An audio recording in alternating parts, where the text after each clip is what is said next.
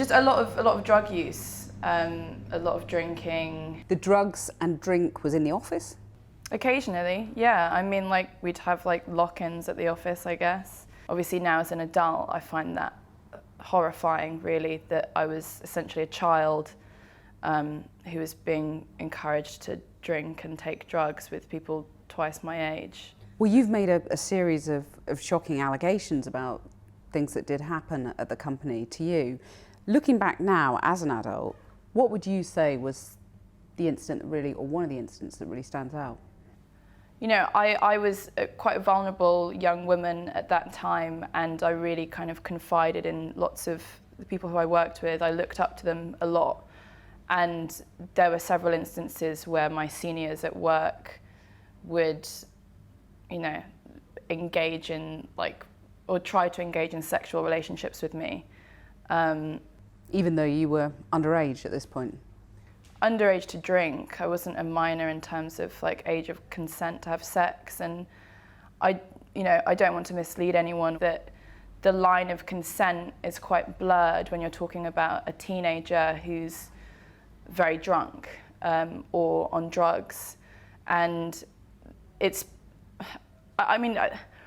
feel like we're all living through a potentially historic period, and it's been quite painful for men and women to look back at their past and realise that maybe certain situations were much more dark than they appeared at the time. Just summarise what official complaint you eventually made and when that was. God, I was on the phone to the HR for over 2.5 hours, giving them a series of instances. Yeah, several men who took advantage of me when I was young, when under the influence of drugs and alcohol. Then what did the company do with that information? My only purpose in this investigation has been to serve the company in them informing themselves how to cover their backs. It's not to protect their staff, it's to protect themselves as a corporate entity. And that realisation has been really, really horrible, because I poured my heart out to a stranger on the phone for hours in floods of tears, talking about things that very, very few people know about, that my family don't know about. And I think that for that information not to have been kind of properly handled or even responded to is, I have no words, and I know that I'm not the only person who's been dealt with like this.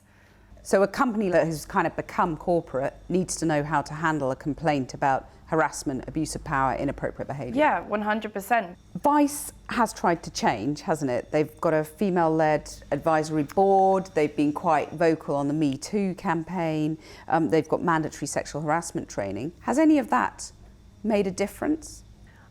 I hope that that's not the public perception of Vice, that it's changed, because I don't believe that it's changed. I believe that they've made frantic efforts to appear as though they care, but they don't. So, for example, they were handing out all of these promotional materials regarding the Me Too movement at the Women's March, all the while I was at home waiting for a response about my complaint. Look at the climate that we're in.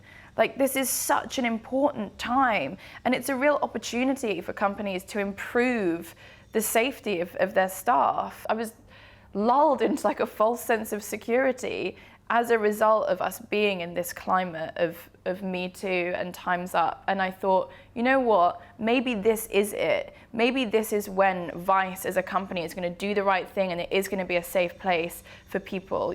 What kind of impact did the way you were treated all those years ago and the way this has been handled, what kind of impact has all that had on you? It's affected my personal relationships, you know, the way I see myself, the way I work. But to me, the most hurtful part of this whole process has been this recent investigation, to have made people like myself, you know, go on record and speak about people who they've known for nearly 10 years and detail, you know, events that are humiliating to talk about, and then just basically be like, see ya. That's a worse crime than what happened to me at the time, I believe. Thank you so much for talking to us. Thank you.